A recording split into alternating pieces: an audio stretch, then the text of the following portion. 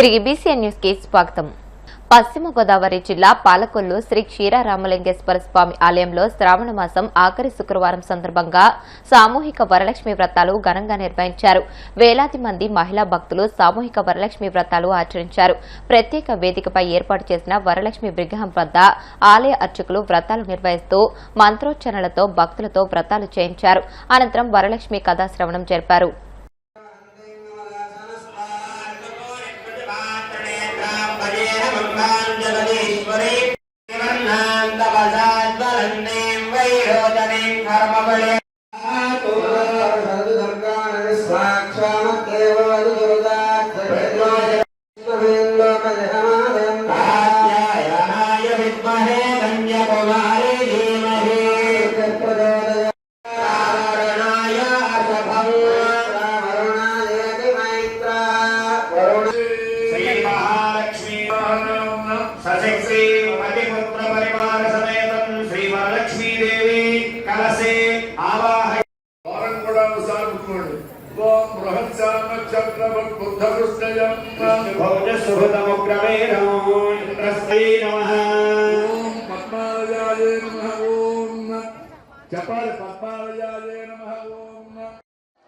ఓం నమ శివాయ.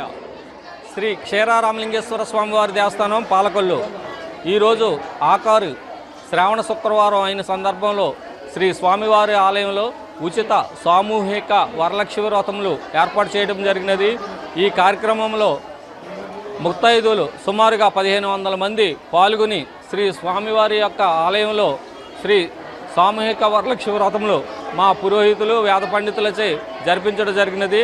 అలాగే ఈ 3 మండపాలలో కూడా ఏర్పాటు చేయడం అనేది సెపరేట్గా శ్రీ స్వామివారి మండపాలు ఏర్పాటు చేసి అమ్మవారి యొక్క మండపములలో కూర్చుని ముత్తైదువులందరూ కూడా ఈ కార్యక్రమంలో చేసుకుని ఉన్నారు. వారికి శ్రీ స్వామివారి ఆలయం తరపున రూపులు, ఉచిత ప్రసాదం మరియు ఉచితంగా భోజన వసతులు కూడా ఏర్పాటు చేయడమైనది. వారికి ఏ విధమైనటువంటి ఇబ్బందులు లేకుండా అన్ని సదుపాయాలు ఏర్పాట్లు మా సూపరింటెండెంట్ సిబ్బంది మరి అందరూ కూడా పాల్గొని ఈ కార్యక్రమంలో పాల్గొని ఉండడం వల్ల వారందరికీ కూడా ఎంతో సంతోషించి ఈ కార్యక్రమంలో పాల్గొని ఉన్నారు. ఓం సర్వమంగళ మాంగళ్యే శివే సర్వ అర్ధసాధికే శరణ్యే త్ర్యంబకే దేవి నారాయణ నమోస్తుతే. శ్రావణ మాసము వరలక్ష్మి శుక్రవారం అంటే స్త్రీలకి చాలా ఇష్టమైన మాసము. ఈశ్వరుడికి కార్తీక మాసం ఎలాగో, గణపతి నవరాత్రులు వినాయకుడికి ఎలాగో, మార్గశిర మాసంలో లక్ష్మీదేవికి ఎలాగో, పుష్యమాసంలో ధనుర్మాసం విష్ణుమూర్తికి ఎలాగో శ్రావణ మాసం ఆడవారికి ఎంతో ప్రీతైన మాసం. అన్నింటిలో గల గొప్ప మాసం శ్రావణ మాసం. అలాగే వరలక్ష్మి శుక్రవారం, పౌర్ణమి శుక్రవారం, వరలక్ష్మి శుక్రవారం. ఈ సంవత్సరం శుక్రవారంతో ప్రారంభమైంది, శుక్రవారంతో ఆఖరైంది.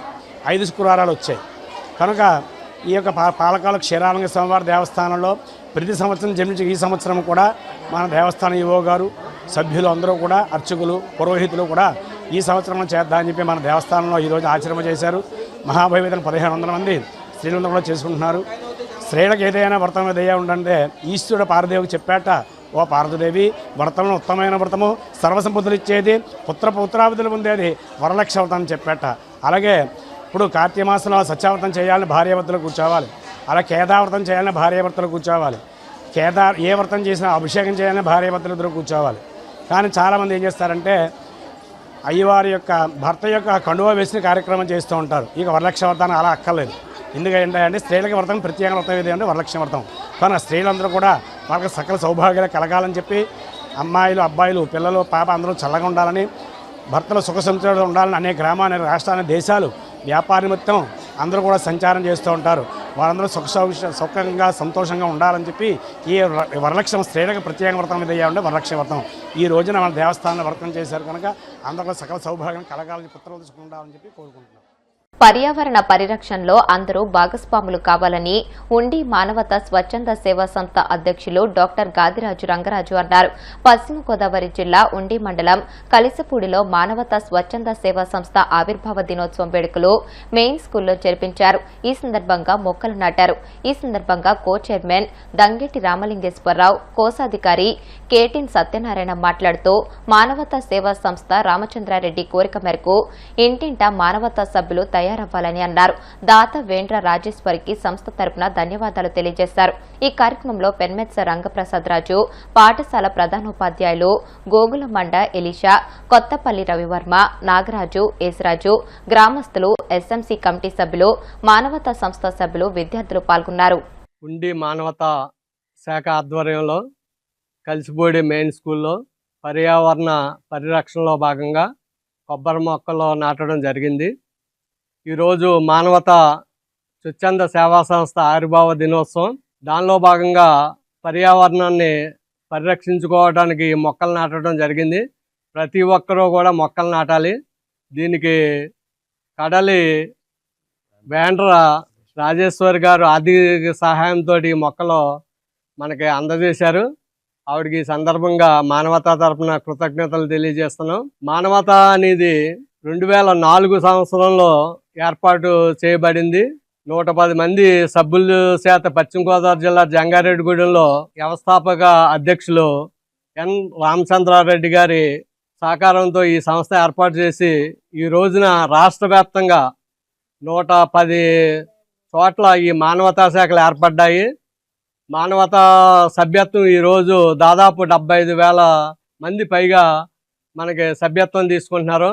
రోజుకి మనకి రూపాయన్నర డబ్బులు పడతాయి. మనకి సంవత్సరానికి కేవలం 600 రూపాయలు. ఈ 600 తోటి మేము చాలా సేవా కార్యక్రమాలు చేస్తున్నాము. అలాగే మనకి ఉమ్మడి పశ్చిమ గోదావరి జిల్లా ఏలూరులో కనుక చూసినట్లయితే విద్యానిధి కింద దాదాపు 1,75,00,000 వరకు నిధి ఏర్పాటు చేయడం జరిగింది. అలాగే రాష్ట్ర వ్యాప్తంగా అనేక చోట్ల మానవతా స్వచ్ఛంద సేవా సంస్థ సొంత భవనాలు కూడా ఏర్పాటు చేసుకుంది. ఇలాగ దినదిన అభివృద్ధి చెందుతున్న మానవతా సేవా సంస్థను అందరూ కూడా సభ్యత్వం తీసుకుని ఆయన కోరిక మేరకు ఇంటింటా మానవతా సభ్యులు కావాలని ఈ సందర్భంగా నేను విజ్ఞప్తి చేస్తున్నాను. మానవతా స్వచ్ఛంద సేవా సంస్థ ఆవిర్భావ దినోత్సవం ఈ సందర్భంగా మేము పర్యావరణ పరిరక్షణ కోసం కొబ్బరి మొక్కలు మన కలిసిపూడి మెయిన్ స్కూల్లో వచ్చి కొబ్బరి మొక్కలు నాటడం జరిగింది. ఇదేంటంటే మా మానవతాలో వచ్చి పర్యావరణ పరిరక్షణ కూడా ఒక భాగంగా ఇలాంటి మొక్కలు నాటడం దీనివల్ల రాబోయే తరాలకి ఈ భూమి యొక్క వేడితనాన్ని కూడా తగ్గించడానికి ఉపయోగపడుతుంది. కాబట్టి ఈ మానవతా సంస్థ ఎన్నో కార్యక్రమాలు చేస్తున్నాం. అలాగే ఆ కార్యక్రమాల్లో ఒక భాగంగా ఈ రోజుని మొక్కలు నాటడం జరిగింది. ఉండి మండల శాఖ మానవతా శాఖ ఆధ్వర్యంలో కలిసిపూడి గ్రామంలో ప్రాథమిక పాఠశాలలో పర్యావరణ పరిరక్షణలో భాగంగా మేము మానవతా వారోత్సవాల్లో భాగంగా ఈరోజు పర్యావరణ పరిరక్షణలో భాగంగా కొబ్బరి మొక్కలు నాటడం జరిగింది. ఈరోజు వాతావరణ సమతుల్యత కాపాడాలంటే కనుక ప్రతి ఒక్కరూ కూడా ప్రతి ఇంట్లో కూడా మొక్కలు నాటి పర్యావరణాన్ని పరిరక్షించాలని మా కలిసిపూడి మెయిన్ స్కూల్ నందు మరి ఈ యొక్క గ్రౌండ్ కూడా చదును చేయించారు. అలాగే ఈ మొక్కలు కూడా ఈ యొక్క వాతావరణంలో మరి ముఖ్యమైన పాత్ర వహిస్తాయి. కాబట్టి మొక్కలు అనేవి మరి కొబ్బరి చెట్లు నాటించడం మా స్కూల్కి మేము ఎంతో సంతోషంగా ఉంది. అలాగే ఈ సహాయం చేసినటువంటి మానవతా ఫౌండేషన్కి మా స్కూల్ తరఫున పెద్దలందరికీ కూడా నమస్కారాలండి. ఈరోజు కలిసిపూడి మెయిన్ స్కూల్లో మొక్కలు నాటే కార్యక్రమానికి కూడా ఈ కార్యక్రమంలో ఎంతో ఉత్సాహంగా పాల్గొన్నారు. పర్యావరణాన్ని పరిరక్షించే భాగంగా ఈరోజు మనం ఈ కార్యక్రమం చేపట్టడం జరిగింది. ఇలాంటి కార్యక్రమాలు మానవతా తరఫున ఎన్నో కార్యక్రమాలు చేస్తారు. ఇక ముందు కూడా జరుగుతాయని ఆశిస్తూ ఈ అవకాశం అందరూ కూడా నా ఉదయం. యోగాతోనే ఆరోగ్యవంతమైన జీవనం సాధ్యమని యోగాసన స్పోర్ట్స్ అసోసియేషన్ రాష్ట్ర గౌరవ అధ్యక్షుడు గొట్టిపాటి రామకృష్ణ ప్రసాద్ అన్నారు. పశ్చిమ గోదావరి జిల్లా ప్రత్తిపాడు సరస్వతి విద్యాలయ పాఠశాల ప్రాంగణంలో రాష్ట్ర స్థాయి యోగా పోటీలను ఆయన ప్రారంభించారు. ఈ సందర్భంగా రామకృష్ణ ప్రసాద్ మాట్లాడుతూ యోగా చేయడం వల్ల శరీరంలో ఉండే అనేక సమస్యలు ఎటువంటి మందులు వాడకుండానే నివారణ అవుతాయని అన్నారు. ప్రతి ఒక్కరూ రోజుకు కొంత సమయాన్ని యోగా లేదా శారీరక వ్యాయామానికి కేటాయించాలని అన్నారు.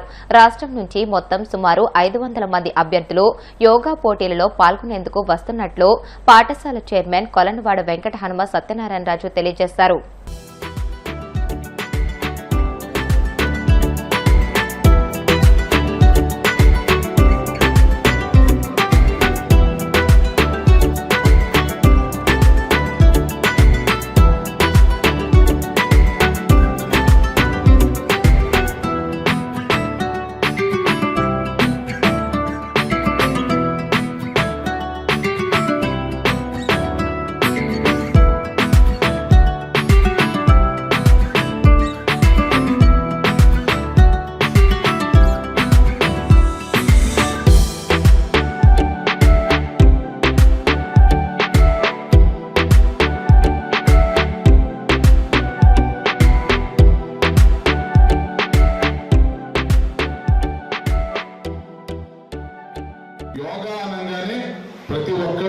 తెలిసినట్టుగా తెలిసినది చాలా వరకు వారికి ఉన్నటువంటి అవగాహన మేరకు మాట్లాడేటువంటి అంశమే.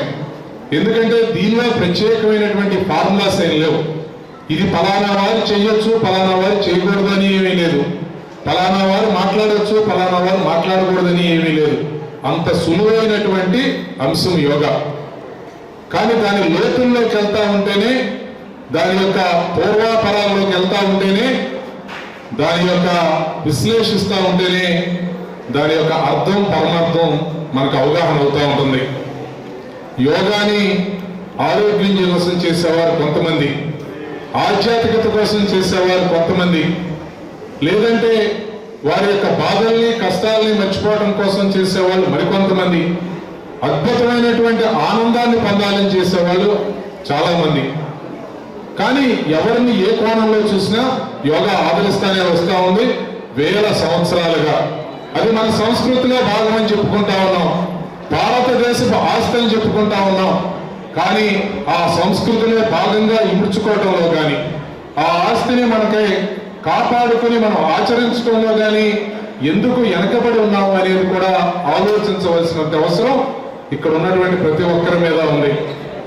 ఈరోజు చూస్తే చాలా సంవత్సరాలుగా దీన్ని కనుక విశ్లేషించినట్లయితే ఈ యోగా అనేది ఆధ్యాత్మిక కార్యక్రమంగానో, లేదా ఏదో కొన్ని వర్గానికి సంబంధించినటువంటిదో, లేదా ఏదో ఆరోగ్యానికి సంబంధించినటువంటిదో, లేదా వయసు మళ్ళిన వారు చేసేటువంటిది కానీ చాలా కాలంగా ప్రాచుర్యంలో ఉంది. వాస్తవానికి అది నిజం కాదు అని చెప్పడం కోసమే విద్యార్థులు కూడా పాలు పంచుకోవాల్సినటువంటి అవసరం ఉంది. కాబట్టి దీన్ని కూడా యోగాసన స్పోర్ట్స్ లో భాగంగా చేర్చి, స్పోర్ట్స్ లో క్రీడల్లో భాగంగా చేర్చి యోగాసనాలని స్పోర్ట్స్ కోటాలో కూడా తీసుకురావడానికి ప్రయత్నాలు జరిగినవని కూడా మీ దృష్టికి తీసుకొస్తా ఉన్నా. వార్తలు ముగించే ముందు ముఖ్యాంశాలు మరొకసారి. పలు కీలక నిర్ణయాలకు ఆమోదం తెలిపిన ఏపీ కేబినెట్. వివరాలను మీడియాకు వెల్లడించిన మంత్రి కొలుసు పార్థసారథి.